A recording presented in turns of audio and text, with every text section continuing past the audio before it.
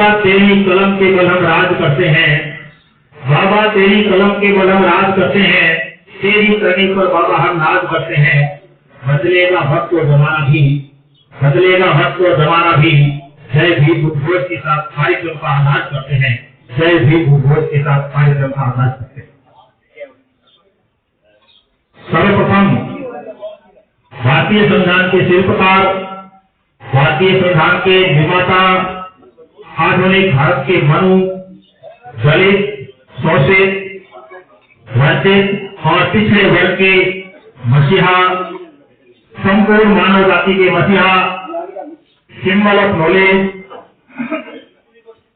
महान युग पुरुष, महामानव, भारत रत्न बाबा साहेब डॉक्टर भीमराव अम्बेडकर के चरणों में शत नमन, कोटि कोटि वंदन।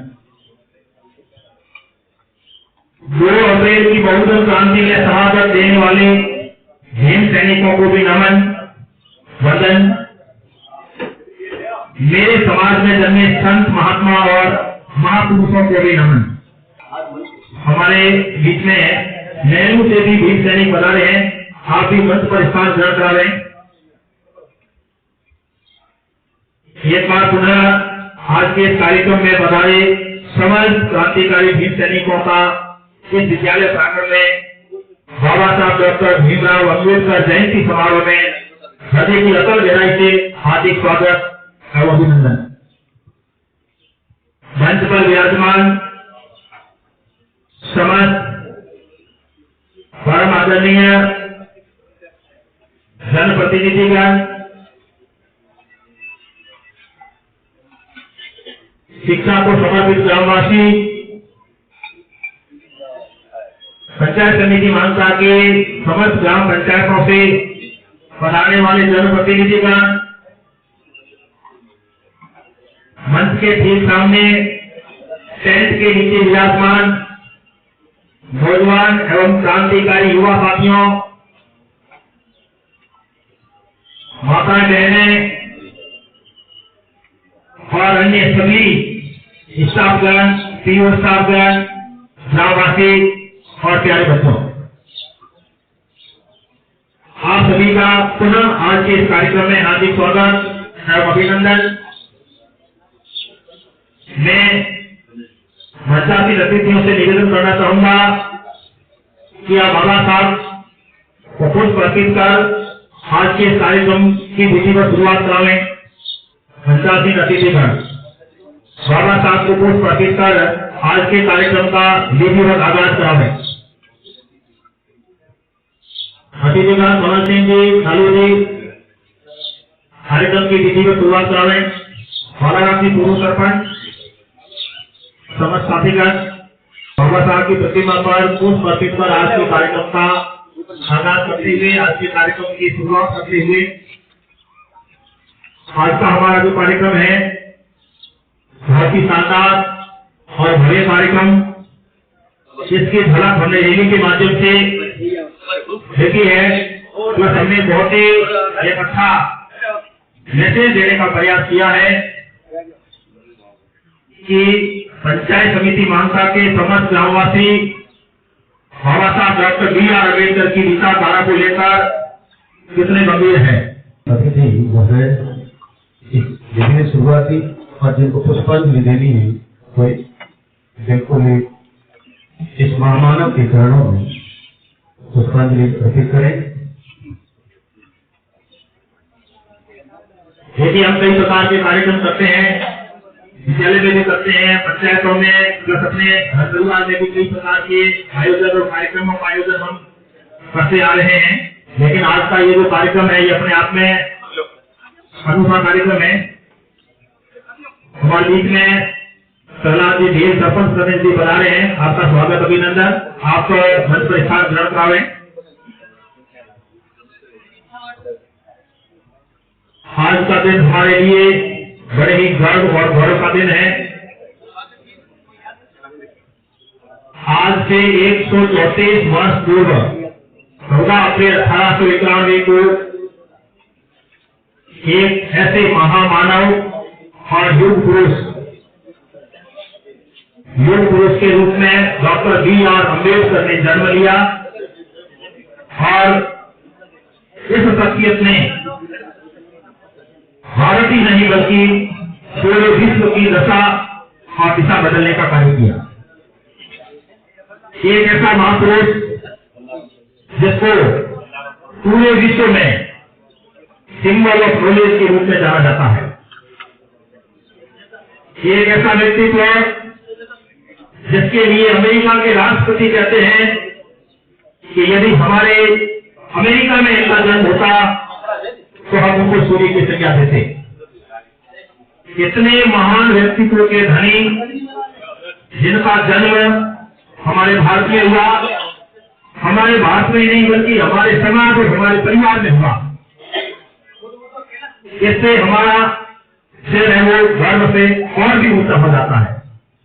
ऐसी महान शख्सियत का जन्म हमारे परिवार से हुआ और आपने इस भारत का विश्व का सबसे बड़ा लिखित संविधान है उसमें दिया। भारत आजाद होने के बाद आज दिन तक और आगे भी लगातार इसी संविधान के मद्देनजर हमारे देश की कार्यपालिका, व्यवस्थापिका और न्यायपालिका काम कर रही है और करेगी। बहुत ही बड़ा जिम्मा, बहुत ही बड़ी जिम्मेदारी उस महामानव डॉक्टर B.R. अम्बेडकर को सौंपी गई और डॉक्टर साहब ने बिल्कुल बखूबी अपना काम किया और एक कानून संहिता जिसे भारत का संविधान के नाम से जाना जाता है उसका निर्माण करने का काम किया। कैसी विकट परिस्थिति थी। एक ऐसा बालक,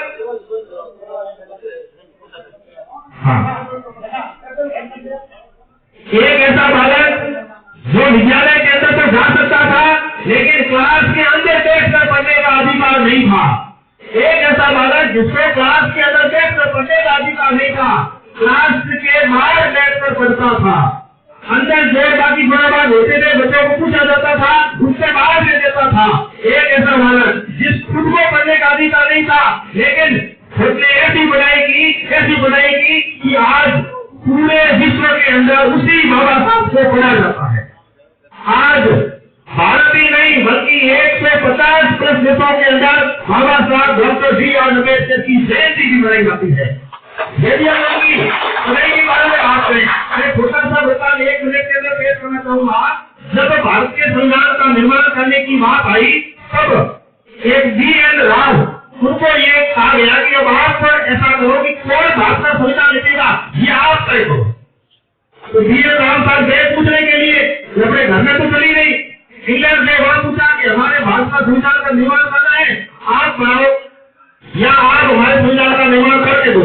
जब वहां गए तो इंग्लैंड से उनको एक ही जवाब मिला कि आप यहाँ क्यों भटक रहे हो, आप अमेरिका जाओगे, आप इंडिया जाओगे, कहीं पर भी जाओगे, लेकिन भारत के संविधान का निर्माण यदि आप एक्चुअल में करना ही चाहते हैं तो आप उस शख्सियत के पास जाइए जो व्यक्ति अमेरिका और इंग्लैंड की टॉप मोस्ट यूनिवर्सिटी में पढ़ा और वहां का टॉपर रहा और वो व्यक्ति आपके भारत में है, तो आप इधर दूसरे भटक रहे हो। बाबा साहब डॉक्टर B.R. अम्बेडकर ने अमेरिका और ब्रिटेन वहां 2 देशों से शिक्षा अर्जित की। अमेरिका के अंदर उन्होंने कोलंबिया विश्वविद्यालय से और इंग्लैंड के अंदर उन्होंने school London school of economics वहां से इन्होंने स्टडी की। एकमात्र ऐसा कैंडिडेट जिन्होंने 2 देशों से पढ़ाई की वो आज के देश में विद्यमान है, मौजूद है, तो फिर आप यहाँ क्यों भटक रही हो।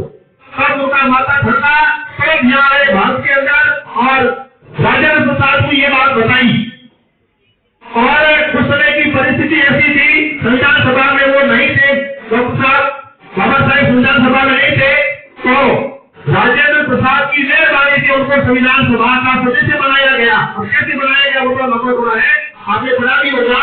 राजेंद्र प्रसाद ने इनको संविधान सभा का सदस्य बनाया और उन्होंने लास्ट में एक बात भी कही कि मैंने मेरी जिंदगी में भारत के लिए कोई काम किया है तो ये काम किया है कि मेरे बाबा साहब को संविधान सभा का सदस्य बनाया। ये मैंने सभी या तो सबसे बड़ा काम किया, वही काम किया है।